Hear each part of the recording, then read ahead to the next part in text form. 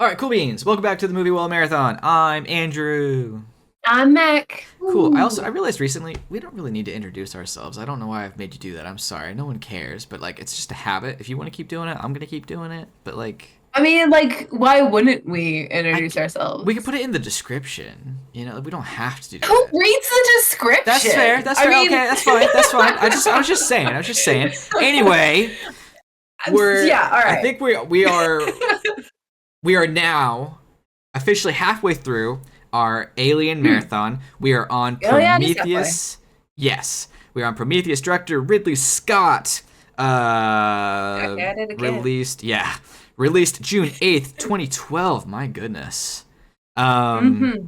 That was over 10 years ago. yes, it was. Cast includes. Oh, these are some names. Numi Rapace, I'm sorry, as Elizabeth Shaw. Michael Fassbender, of course, as David. We got our Idris Elba, Charlize Theron, the mean blonde lady, They're Furiosa. on. Guy Pearce and Logan Marshall Green, who's I only know him as Shocker from Spider-Man: Homecoming, and a handful of others. But yes, we're on Prometheus. My goodness, what a movie! Could I quickly say something real quick? Yeah, okay. This is like the prettiest dumb movie I think I've ever Yes. seen in my entire Hmm. life. It's gorgeous. It is It looks so, but wonderful. it's so. This movie is so dumb. I have certain things I like about it, but Me too. Me mm, too. But like, let's just hop it, in. Let's just hop in. Shall we just hop yeah, in? okay. Um. So I will say right off the bat as well. I think there are some things I'm gonna say that could be considered nitpickish, which as we are wont That's to what we do. do. That's what we That's do. what we do. That's what we do. Yeah. However, they do walk the line though of being.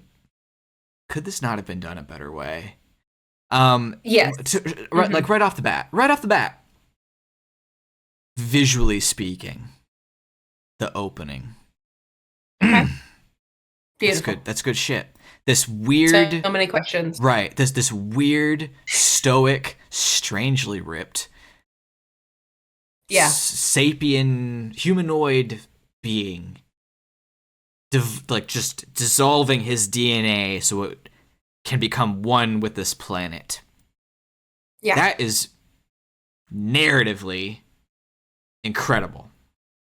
Yeah. I feel the same thing could have been accomplished by taking a shit in the river, or sneezing in the river, or pissing on a rock, or throwing a dead body into a mountain. Like, did you have to Uh, sacrifice yourself in such a yeah. gruesome, No, painful way?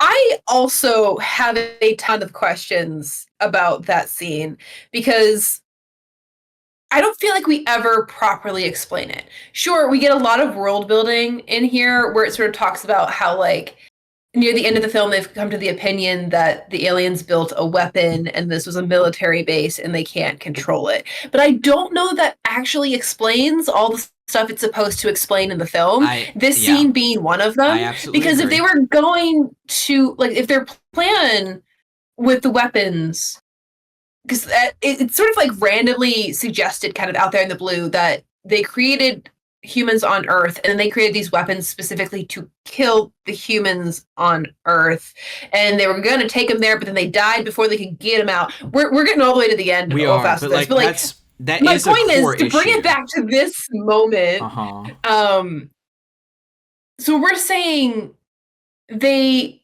ritually sacrificed one of their individuals to start the process of evolution on Earth, not truly knowing how it was going to result. Because it's clear to me that the alien tech in this film is heavily focused on transformative, like transforming DNA. Mm-hmm. Like I think the reason why he couldn't have just like thrown a dead body in the river is because it needed to have that DNA changing thing. Like he drank something that dissolved him, and I think that's the technology that I jumpstarts the guess, life but there's process. DNA in a dead body. But yeah, but like, I mean, I guess maybe you could have like poured it on a dead body and thrown it in the river. Yeah, That would have maybe worked. I mean, you've But got dead you cells have in to you. have the black nonsense, I think, I because think they the just wanted to be transformative. visual.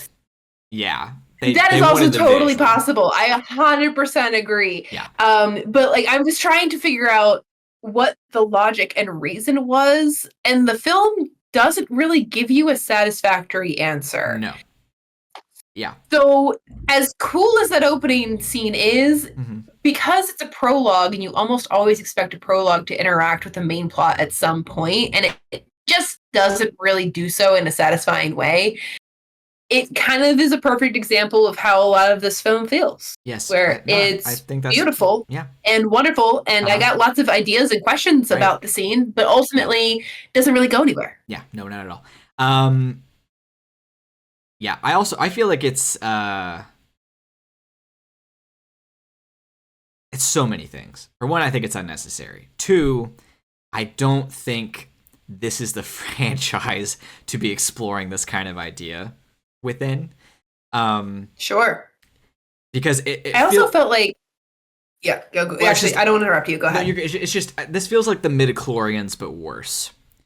In that there's already, I think it was fair to assume that the xenomorphs were a natural species in the first 4 movies. To find out they're an engineered bioweapon, that's like, that's kind of cool. That's fine. But for that to take a back seat to something else is so bizarre in a way. Do you know what I mean? Like, does it make, like, to for the franchise that we've had to be surviving a survival movie after survival movie after survival movie, dealing with this force of nature, and then the prequel being, let's meet God. It's like, wait a minute. Wait a minute. What happened to the face huggers? Like, and I understand that that's an oversimplification. I get that. But that's what these characters are wanting to do. And it is such a weird journey we go on to just get to a xenomorph, which we don't even get to really in this movie. Yeah. But this idea, I also, so much of these movies and their work, that is the engineers, deals with evolution and change and the combination of things. I really don't like that human DNA and engineered DNA is identical. Because what is that saying? Because our DNA is not the same as a chimp and a pygmy marmoset and a hippo and a banana and a trout and a golden retriever, right? So, like, are they saying that evolution and natural selection was happening on Earth anyway, and humans are completely separate from every other animal? Or they're all connected, but somehow humans were the base and everything has grown out from like, there's an unescapable conversation about how evolution happens on Earth in this world because of the engineer's DNA comparison. And it's a weird decision. I think it's an unnecessary decision, and I think there's other ways that could have implied that, yes, they affected life on this planet. They engineered humanity. They led it this way. They affected it that way. Whatever. Like, there's so many, and far be it for me to critique one of the godfathers of sci-fi, but, like, what are we saying about giraffes and elephants and crocodiles right now when you're saying that this DNA is the same? The same. Yeah, I think exactly the same. Exactly the same. That seems weird. Very weird. Well, for one, they can't be the same. Like, because they're not phenotypically, right? The genes that show, they're not the same. So there's that.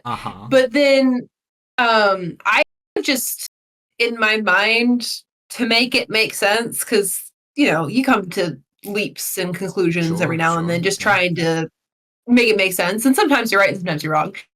And when I saw them with that, I considered the beginning of the film, my thought was not necessarily that it was even super intentional, although there's a possibility of that. It's just whatever process of change they started on Earth would have ultimately resulted in getting back to pattern, which means near identical to Sure. their Sure. like See, race, I thought right? about that too, though. But like, if that were to Hmm. happen, they shouldn't be there yet. Like humanity, like Yeah, they're not even close to that, right? Because let's say that they yeah. are, right? Where's the cutoff in the evolutionary discussion anyway? There's not a hard line where it stops being Homo neanderthalensis and becomes Homo erectus. It's a process. So like Hmm. for engineer line, where does that be? Like it's not like, oh my gosh, it's too close to not be something intentional. It's so close. Like how could this happen across the stars? Like they definitely were involved. Like no, it's the same. Really? Hmm. The same? Why is it the same? I don't want to harp on this too much. We've been talking about it for a few minutes, but that's a profoundly weird decision to be made in a sci-fi Well, movie by a okay. sci-fi writer in Hmm. 2012, man. Like we're beyond Hmm. this. I feel like a lot of this film is kind of like that, where you mentioned earlier, it's weird for the Alien franchise to be like, hey, let's totally change everything about the style of our film and become this existential film about meeting our creators and what that would mean for us, A little right? bit, right? Like And just a little bit. the whole thing communicates the change very effectively. I mean, we have a significant departure from the tone of the previous films right out of the gate. The opening Mm-hmm. is so beautiful and Sure. so focused on the natural that it is starkly different from all the other starts, which are Mm-hmm. almost exclusively we're in space, we're looking at a giant hunk of human machinery in space. If there's a soundtrack, it's dark and heavy and almost mechanical at times. This is soaring orchestra, Yeah. big natural scenery shots. We've got mists and mountains and rivers and clouds. It screams natural, right? And this time we're starting with a married couple who have this sort of like calling profession, almost like religious pilgrimage sort of element. They're trying to find the origins of human life and they believe in it in a sort of like religious way.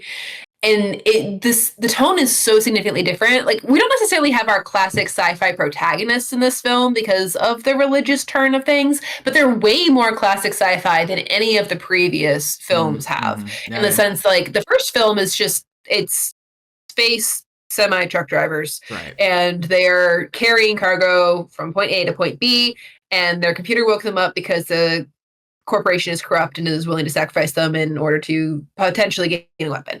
Like that is a very interesting story, but not very highbrow in the sense of like we're dealing with super educated characters who have big existential questions about the universe. Uh-huh. Here, all we have are highly educated or powerful characters who have existential questions about the universe. We have a few mercenary science types that tag along, but our leads are two anthropologists, one of them whom is religious, and that's made a significant point. They have those two anthropologists have in-depth conversations with the android about what it is to feel and be, and then the sort of, I guess, antagonist of the film is a massively powerful corporate guy who can seemingly suspend death itself so that he can actually ultimately beat death itself. Mm-hmm. And he's funded this whole super futuristic spaceship thing. And his daughter is a very classic sci-fi captain spaceship character. So like the whole thing is a completely different Yeah. style of film than anything else. Yes, it is. And I wanna touch on a couple of things you said though. Not to disagree with you at all. It's just Mm-hmm. you're already giving it too much credit, I think. Because Shaw and Shocker, yes, correct. However, them included, everyone in this movie is a fucking idiot. Everyone, every single Okay. person in this, like, these are scientists. They're supposed to be scientists. Mm-hmm. No one follows protocol. No one approaches this from a scientific perspective. And I don't think, Mr. Scott, that's too much to ask from this movie. Like what's his name? What's the guy's name? They were able to have Ripley in the first film be like, yes, hey, we need to follow quarantine protocol. And these scientists are like, Charlie, what's quarantine protocol? Charlie is just a thundering dumbass. To take your helmet off just because the air is breathable. And like, look, I would expect that in a Transformers movie. I'd expect that in an MCU movie. But like these movies have already established, like this world has established a pretty heavy-handed approach to space travel. Like a serious approach to this. And for them to be these intellectuals, these adventurers, these people that got this adventure greenlit, they're farther away from Earth than anyone's ever been, probably, I don't know. And to just be so cavalier about it, I don't like that. I don't like that the biologist is like that. I don't like that the geologist is this weird asshole character out of Atlantis. I almost get that's what they're trying to do is make live action equivalents of Atlantis. It does feel like that. But this is not the time to do that. This just isn't. Like you have brought up throughout this marathon this really cool thing where each movie has a different kind of group of believable, real world grounded individuals. Our truckers, our Marines, our zealots, and then our pirates. And I had kind of argued at one point, I want scientists. And this was the time to do it. You could have had your taped glasses, book-carrying Milo nerds with a couple of, security guys or corporate assholes, and that's this whole movie. But we don't have that. There's no one who's even like the Spock of this. Everyone is some sort of weird, I found him on the street. Because no one is a professional. No one. The pilot isn't a professional. The geologist is barely a professional. The doctor's barely there. There's 17 other guys that are just there to keep Waylon alive. But like, this expedition to find God? You don't have anyone who's like Idris Elba's character is just this like cool space captain that they like the Han Solo they found at the bar. You couldn't hire like a high level military space captain to do this seriously important expedition. I call complete bullshit on all of that. The fact as well that the geologist that mapped the dome gets lost. Who's writing this? What the hell? There's a lot that writing-wise I have issues with. And honestly, a lot of it ends up centering around Charlie. I find, like, if we're going to sort of remove some of the scientific problems, just so we can talk about some of the other parts of the film, focus on things, I'm actually super interested in the David storylines. Yeah, he's the only really good part I think about this movie is David. Yeah, I like Meredith a little bit too. I think she's obnoxious, but I like what she brings to the story. Kind of in the same way Wayland. I find him interesting in this story, even if he doesn't himself bring a whole lot to the table. And their impacts on each other and their impacts on David are very interesting. And I like David's manipulation of Ellie Shaw throughout the film. I find that interesting too. But so much of Charlie's choices do not make sense to me. He calls David boy at one point. He's awful. Like, he's terrible. Derogatory. Yeah, I know. He hates David, which doesn't make any sense to me. I mean, sure, maybe you have a distaste for technology. I'm honestly not crazy about artificial intelligence, but I have an Alexa dot that I say please and thank you to. You know, like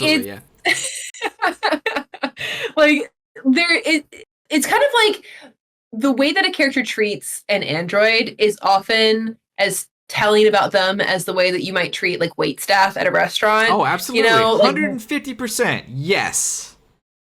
And they wanted me to believe that this intelligent and very kind of like thoughtful Shaw character would be head over heels for this brutish, thoughtless Charlie character. I know.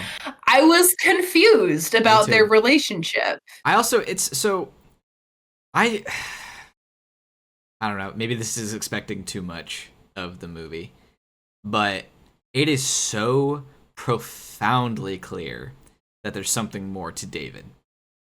Like, it's not explored enough, the fact that this robot clearly has emotions, just straight up. Yeah. But like, the things he says, the things he does, you can tell there's something a bit more to him. He is immediately fascinated by the xenomorphs. Like the moment he identifies the liquid, he is running experiments. Yeah. And that's crazy. Right. Like I even if you had issues with machines for some reason, I think it would make more sense narratively that it would slip with an android as sophisticated as David. If you wanted to have an issue with C-3PO or Vision or K2SO or Sonny from iRobot, because they do look different and it reminds you of that, I get that, okay? I get that. But when you have a guy who looks like a guy and for all intents and purposes acts like a guy, has micro expressions, and asks weird existential questions that should give you pause, and you're still like, eat shit. Well, it's no wonder you were his decision to experiment on. Like, Also, it's almost a mercy when he dies in the movie. Seriously, that's a good thing. Narrative-wise question, like, are we supposed to feel bad? Did you want us to feel bad? Because, like, who are we supposed to be rooting for here? The psychotic robot? Or the asshole dude who crossed the universe, I know it's hyperbole, to meet the makers. And after 8 hours of searching a maybe 500 square feet area and didn't immediately find what he wanted, got so upset that he fell into a drunken stupor. Where the fuck is your resolve, sir? Like, 100%. Like, could you imagine, like, again, writing, like, can you imagine, I just want a Twinkie so bad. I'm pulling from Zombieland. I want it so bad, Mac. Yeah, okay, I was it's driving me crazy. I literally will cross the country to get a Twinkie. I walk into Walmart, make it as far as the obligatory Subway that's always a part of Walmart, and flip shit because the Twinkie's not there! Like, are you gonna search maybe the rest of this whole ass planet you're on? Also, by extension, you already know that the people you are searching for are capable of spaceflight. Interstellar spaceflight. And by the time you figured it out, it was like 35,000 years after they left your half-evolved ass. You don't think it's possible they might have left? Like, is it not already incredibly cool that you found this place to begin with? Not for Charlie! Like, are we... Who is this character? Who is this character? Because, Jesus Christ, he fucking sucks. I 100% agree. When he sort of makes the choice to run into Meredith's flamethrower, that's the only choice he makes where I'm like, yes, good choice. I know. It's good also choice. it's too much, I think, agency in that moment, to be honest. Like, that was too much. I don't, that whole situation is a bit much because I don't know. I don't know what you would do to fix it, 'cause the whole thing is a mess. Like, you're talking about exposure and quarantine and whatnot. Like, all of you were together, man.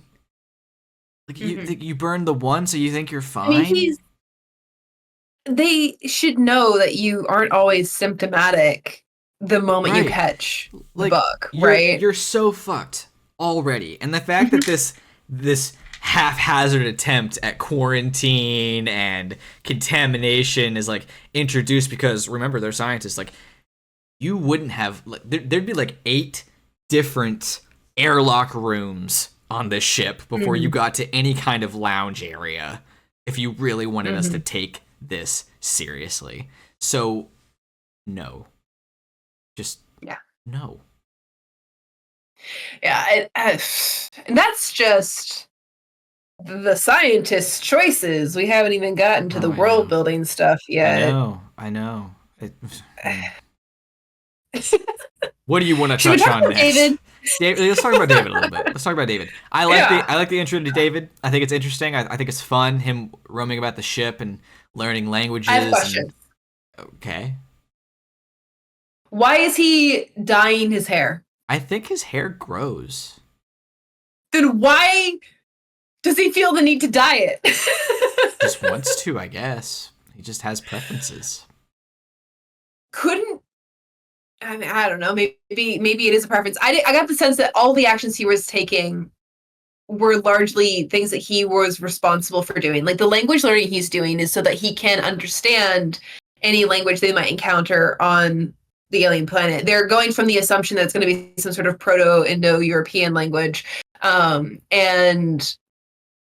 I mean they're straight up like cuneiform on the alien planet. So I guess that is essentially what they go with, which is strange because languages are not genetic. But anyway, Uh-huh. um, they so he's learning the languages so he can be a valuable part of the mission. He is, I guess, eating because I guess he has to. Well, I think what he's eating is Um, like the weird, gross white stuff that, like, I uh-huh. assume similar to like how Data talks about it in Star Trek. Androids like this have things internally that keep their systems moving smoothly, and it looks like he goes through a ceremonial version of ingesting, you know, oil and stuff like that to Mhm, mimic mhm. humans. We see that in the first Alien movie. Ash is drinking what we think is milk. It's weird to think this guy's just drinking milk, but Good it's point. also in space, and we see in Star Wars they have the weird blue milk. So like, oh, it's whatever, but it's not milk. It's the weird android Hmm. juice. Hmm. Yeah, yeah. And I guess the eating point might can be kind of silly because I'm pretty sure Bishop eats too in that mess hall scene with the Marines. But it's I don't know. He just they make a point out of making him feel very human, and we know kind of from the get-go that he's not, right? And Mm-hmm. that's a part of the conversation that they're trying to build around him. The fact that he like very clearly has emotions, he's got micro expressions, all that stuff that you mentioned before. It's weird though because I don't know that we ever fully understand the game that David is playing. Yeah. Like he seems to be on the mission because he was told that he has to be on the mission, right? Like he's kind of Wayland's tool or voice or influence on the mission. And yet his interest in the goo that becomes the xenomorph seems self-motivated. Mm-hmm. Um, and we never really get, I think, enough about David to know why he would be inherently interested, recklessly interested in this soup. The only thing that I can kind of thematically connect is that he feels a kinship with the xenomorphs because they are a creation of a sentient species, like Mm-hmm. he is a creation of a sentient species. And also then they get into the whole thing with like the I mean, it's not what people tend to think of, but the whole like Oedipus element, which is like the kill your parents situation. Mm-hmm. And he like his complicated relationship with both Meredith and Wayland tells us that he probably wants to make Wayland proud on some subconscious level, Mm-hmm. but also hates him because he Yeah. feels like a prisoner. And he also knows only hate from Meredith, who is the closest thing he has to like a familial relationship. Mm-hmm. So his understanding of how to express family would be warped in that sense as well because she hates him and so he doesn't really understand familial affection or love or loyalty because he doesn't get any of that from what would have been his family, right? Wayland treats him like a tool and Meredith hates him because she feels like he was a replacement. I mean, that one line that Wayland says about David being the closest thing he'll ever get to a son and his daughter is standing I right know. there. I know. Yeah. Mm-hmm. Um so like I guess the thing is, I see the colors. I see what they were maybe trying to set up with David emotionally and thematically and like storyline wise in the film. But I still don't know that it justifies a morbid fascination in a thing, and then for him to go so far as to start lying and deceiving and manipulating the humans into producing that thing for him. Mm-hmm.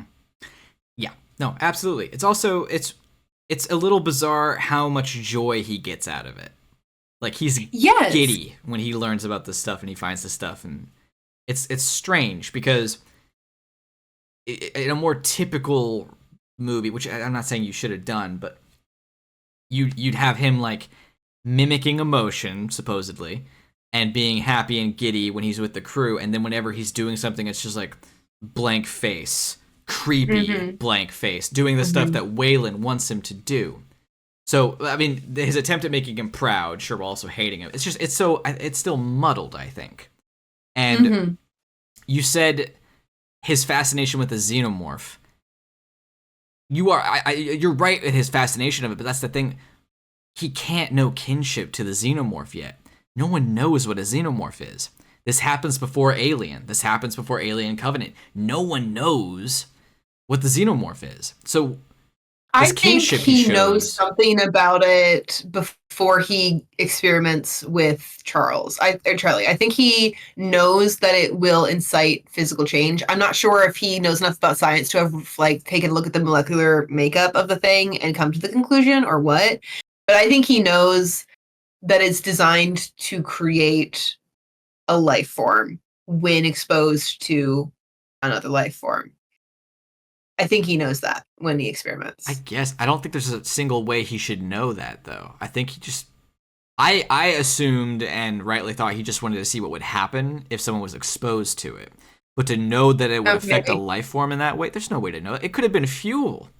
You know, like there's no way to know it's a bioweapon. That's something that happens later in the movie when the captain runs in and tells Shaw this is like a military base because they weren't stupid enough to build their bioweapons on their home planet. That is clearly... How do you know that? Don't steal my thunder. That is clearly true. Where did you find a script? Because nothing here says that. Nothing. There's no... you're right. There's no way for you to know that. That's one of the only two notes I made for this whole movie because I did not want to forget that. There's no way for you to know that. At all. I 100% agree with that line. I think, though, because David is the only one that can read the alien writing because, again, apparently language is genetic and you can just read alien writing if you know enough about you brought up when you said that made me think of something. So finish your point and then I want to talk about that again. Yeah. But anyway, we're going to go ahead and just accept that David can read the alien language with some level of accuracy. He also very, very intuitively understood their technology in a way that I would argue he should not have been able to understand without previous experience. No. Even having read the technology, it is not inherently obvious what motions to make on the letters to begin a hologram. It's not. Right. But he does in the film. He is able to figure it out that fast.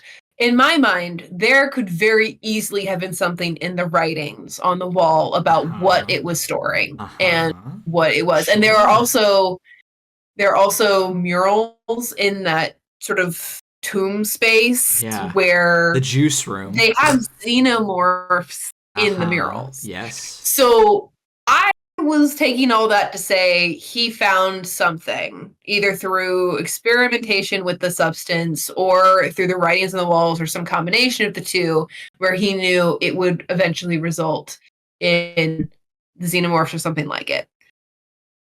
But that is a huge stretch. I am explaining so much for the film in a way that I don't think is good. Like, again, he should not have that much access and knowledge of an alien world simply because he's studied early human languages. Yeah. Like, that doesn't make sense to me. Right. That introduces another situation, I think, that we didn't really think about. And just for a second, I'm going to hop back to the beginning. So... I don't know how much of the real rules we get to work with, given the engineers and their meddling. Okay. When they're there, what are you assuming is on Earth at that time?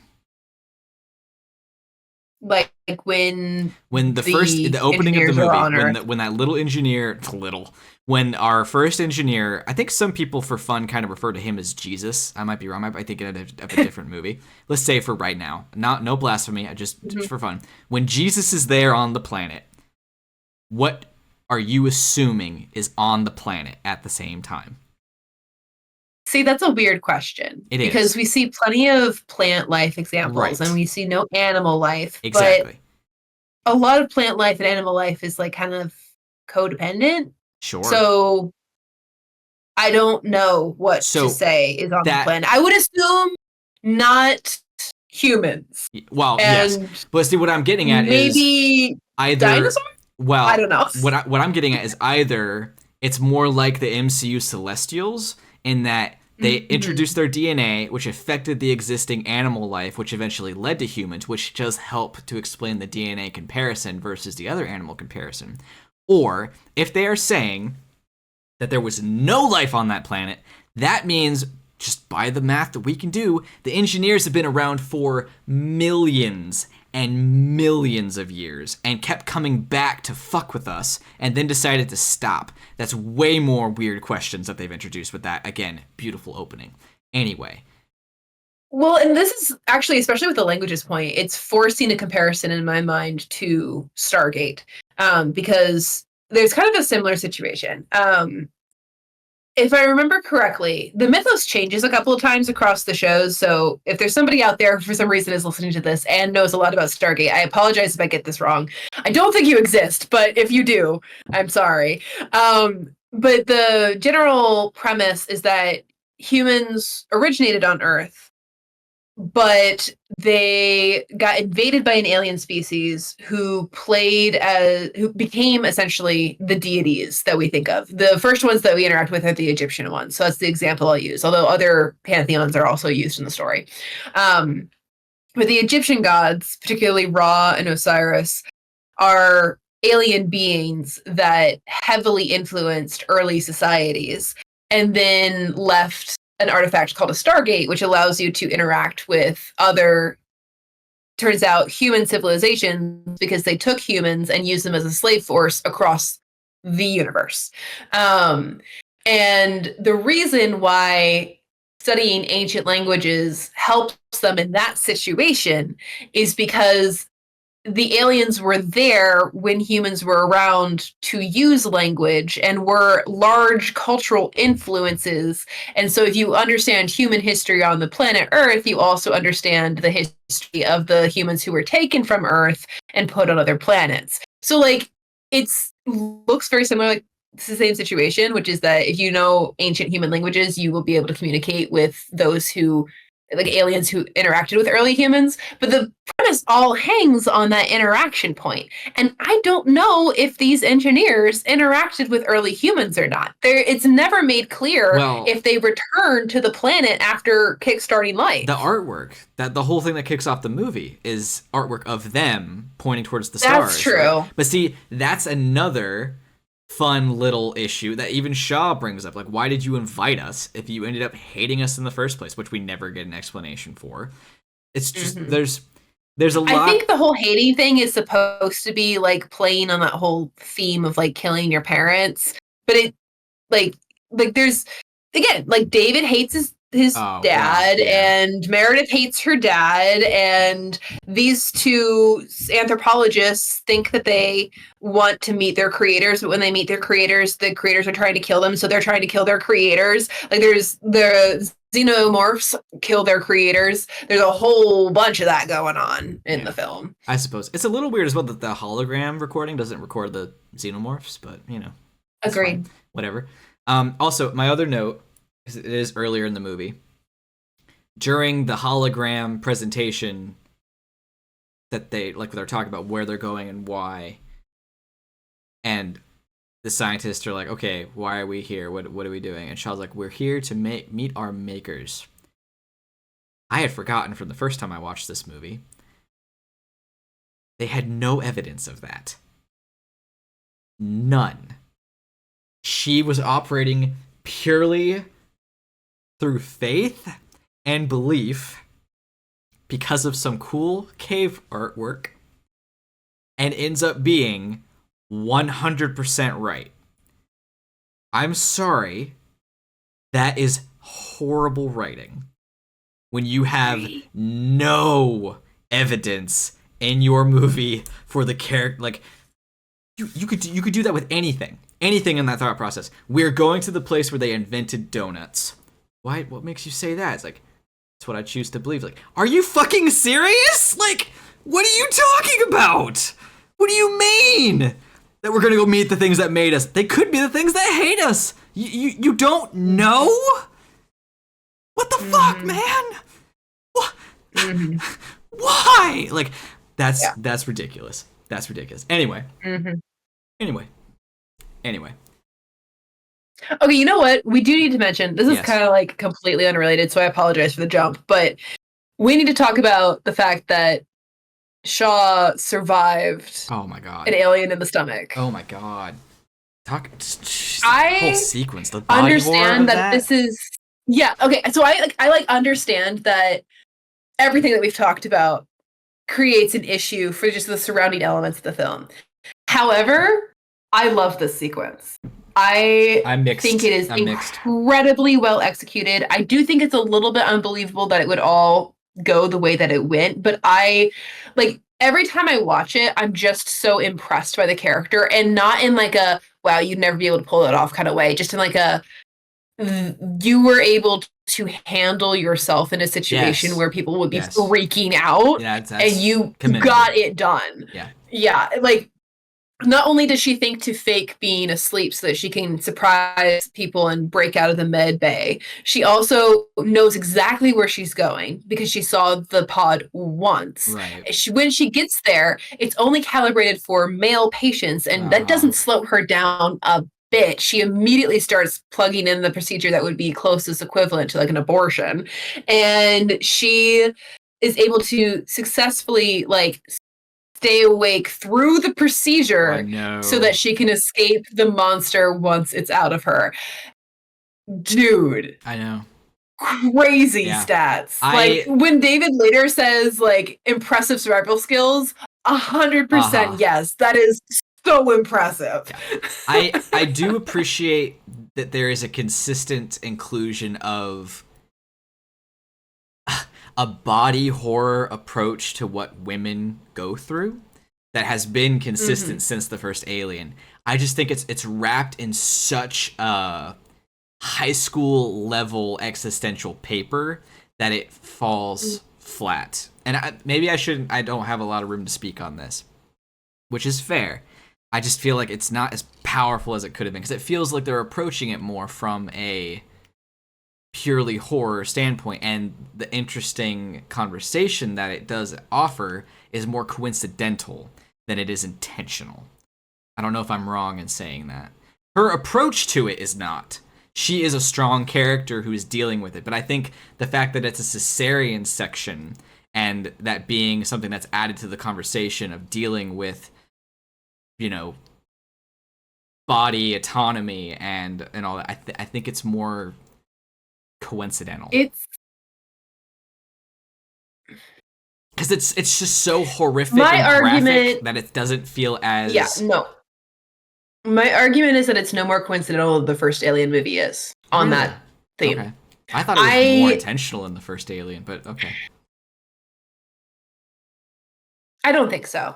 Okay. I think the fact that it's a pretty well-known fact that the casting was non-specific to gender, and they were just casting to make it what it is. I think because they cast a woman in the lead in the surviving role, and she's the one that takes on the, sort of thing that manipulates people's bodies, I do think it ends up having a conversation with pregnancy and potentially rape and stuff like that, right? But I don't think the original format of the original film is designed to carry that theme. I think it does so almost by accident because of the body horror that they decide to use and the fact that the character is female.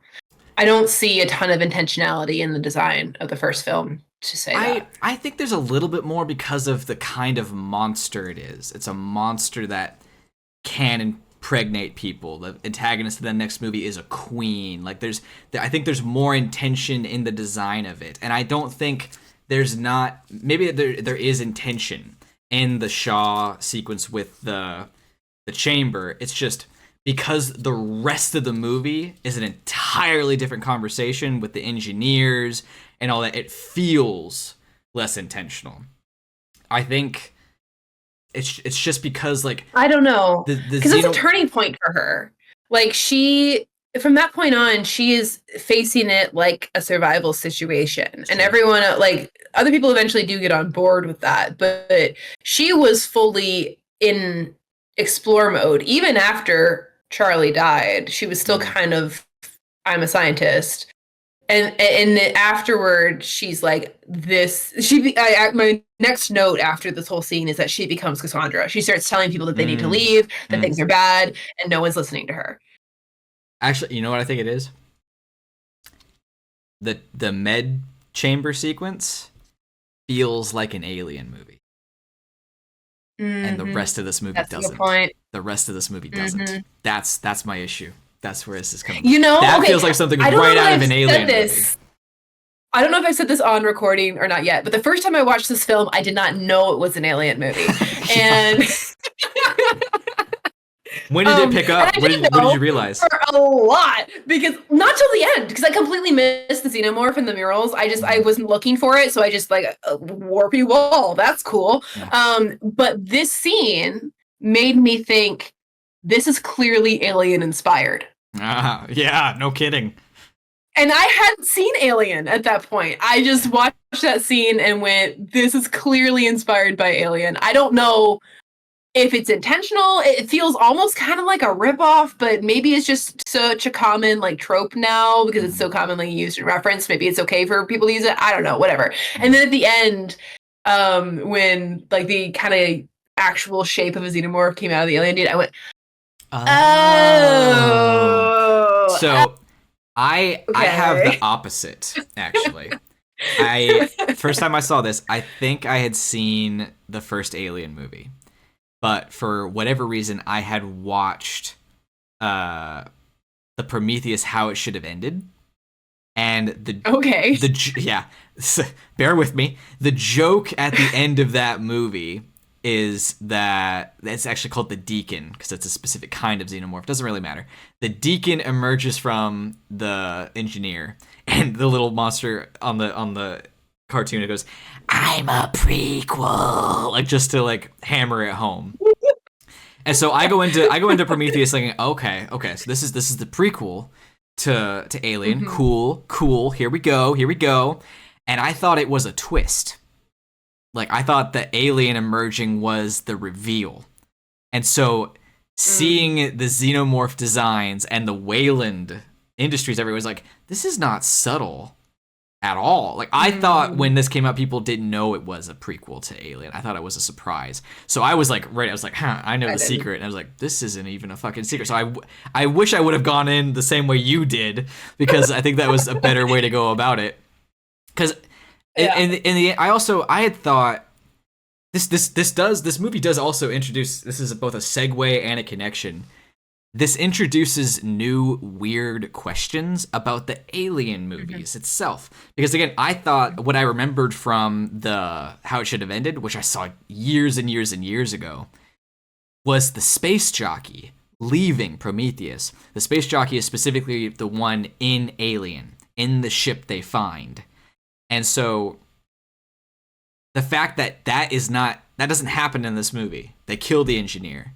That means these engineer bitches don't have a grasp on the weapons they've made. Because this has happened twice, that the xenomorphs got out and killed the things. The engineers are having their own Jurassic Park over and over and over and over again.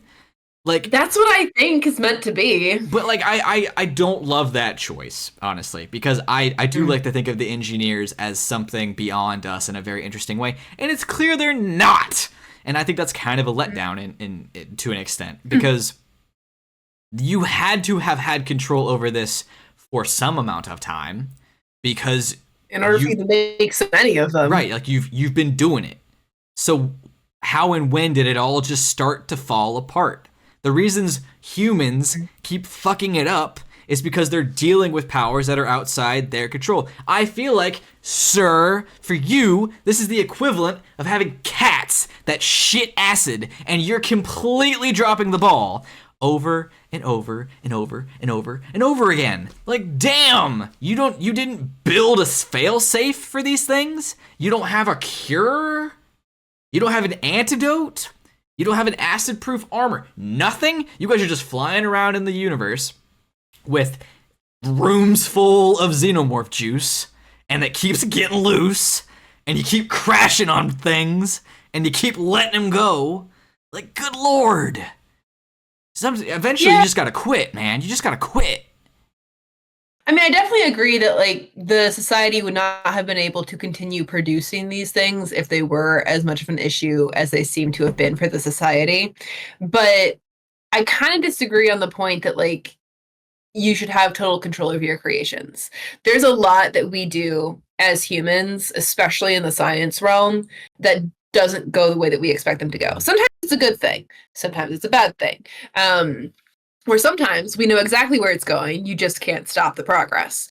And I feel like this film is trying to be a bit of a commentary on playing God, you know, like creating things and not knowing where exactly they're going to go. And the engineers being a part of that process, I think drives the point home better than if they had some sort of total control over the thing that they had created. But I don't know that that saves the film, because then again, how does that tie in with our characters' quest for themselves? I mean, ultimately, like at the end of the film, Shaw decides that she wants to keep looking. She wants to keep going. She still has questions, and she would rather prioritize finding out the answers than going home, which I think is an interesting choice. But that's how the audience feels at the end of this film, too. Like, there's no conclusion to be reached other than maybe don't have kids. I guess. That's the only real, I don't know. And it's not my stories have to have a moral to them. It's just this one is set up so clearly to have something to say about the world. And at the end of the film, I don't know what it's trying to say. Yeah. Same. I think it's a weird choice to introduce a cool new xenomorph at the end. Mm-hmm. Like, there's also. I mean, I think they knew they were going to make another one. Yeah, but like, it doesn't come into it at all. Like, we never see the Deacon again. The aliens in the next ones are called the Neomorphs. It's a completely different thing. I don't even think they're on the same planet in Covenant. I don't recall for sure. No, I don't think they are. Yeah, like it's a completely different situation.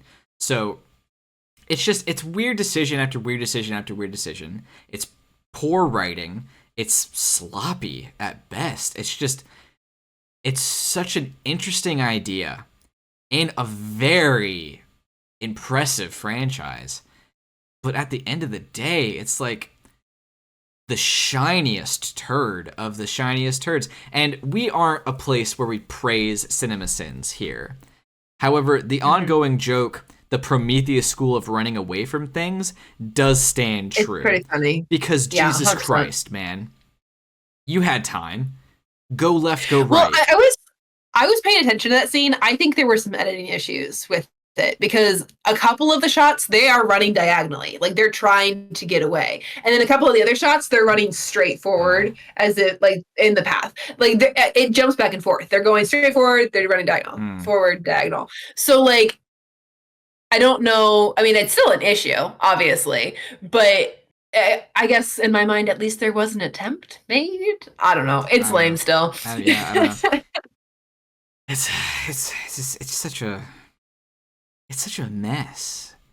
I don't. I think it's, I don't know. A part of me wants to say this is a very interesting idea for a sci-fi story. I just don't know that it fits in the Alien universe.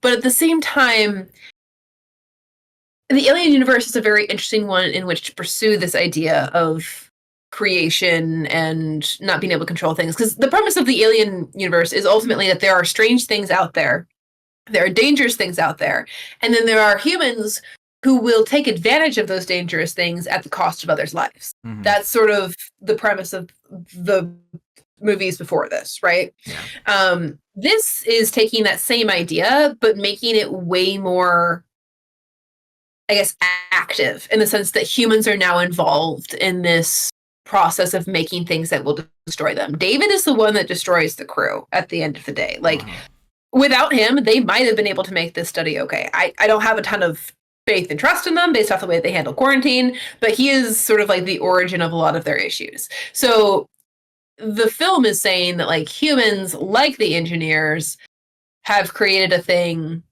that could and will destroy them. And so it kind of works in tandem with set up in the Alien universe. It's bringing those two ideas in the original films together and closer. But because it's so existential, it's so wrapped up in the who are we and why are we here question, and the fact that like it never answers those questions, right? Yeah, means the whole thing feels very distracted rather than feeling like a iRobot situation, which is about the dangers of creating things that we can't control. It so it's ends Jurassic up being Park. Like there are movies that capture this idea fairly well. Mm-hmm. It ends up being this strange, beautifully shot sci-fi confusion of questions that never really get answers. I think it would be helpful, not entirely, but slightly, if Covenant and Prometheus were switched in timeline. This idea of them being out in space travel and maybe coming across a world that indicates there are engineers, and maybe we could start going out to find them, and then we get to them, like, because there's kind of I was slightly confused as well the first time I watched this movie. Again, because of my exposure to how it should have ended. I thought we were getting the origin of the xenomorph in this movie. It's clear when you pay attention that's not true. It already exists. Yeah. They've made it. It's used for things. But if you miss the artwork and you know this is a prequel, I don't think it's a stretch to think this is an origin story for the xenomorph. And let's just say for 1 second you operate under that mindset, because it could be that a little bit confusing. The process to get there is insane. To have the robot dip his finger in the goo and then into some alcohol into a man who then with a lady who then performs a robot cesarean, which makes a giant squid. Side note, way too big.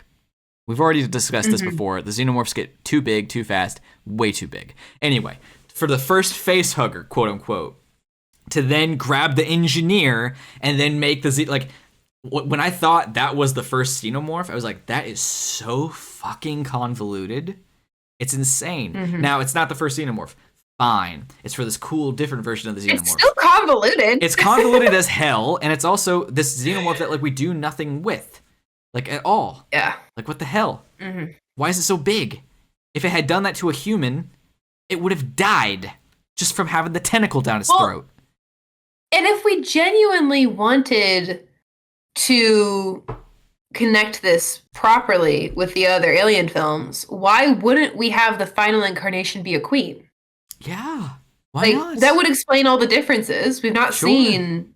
Like, I mean, we kind of get with Ripley, because Ripley's supposed to be carrying a queen in that last one. But, like, it feels like if there's going to be a situation with all this weird leveling up where we have to go through, like, the eel form, and then we're going through all the other things, then maybe it's a queen, right? So that we can see it creating more in the future, right? But I don't know. I guess I'm forgetting what happens in the next film. It's very possible that's a part of all of that. I don't remember exactly everything that happens in the next one. I can't say that the Deacon I know does not David come back continues into it. running experiments. He does, and Yeah. he kind of again, it's confusing because it looks like he makes the first xenomorph, but again, he doesn't. It's clear that he doesn't. The engineers have already done that. So okay, whatever.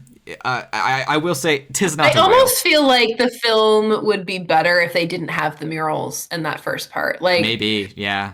and that's honestly, and that's the only thing that really gives it away as an Alien film until the end with Yeah. the xenomorph Deacon thing.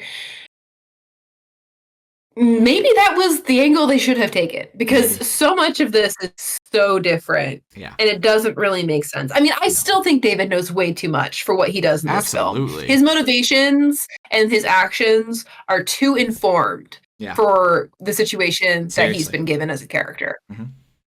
'Tis not a whale. No, it's beautiful. It's shiny. It is. I like a love. We mirage, did not talk about the not real. positives enough. The design of the engineers, top tier, man. Mm-hmm. Creepy, alien, familiar. It's beautiful. I really like the sci-fi like design of this world. The only thing I think is really dumb in the design are the open shelves in their spaceship. Oh, I know. That's where we So gotta end it, funny to though. me. That's where we gotta end it. Beautiful aliens, bad shelves. Thanks for listening. Covenant is next week. Cool beans. That's enough.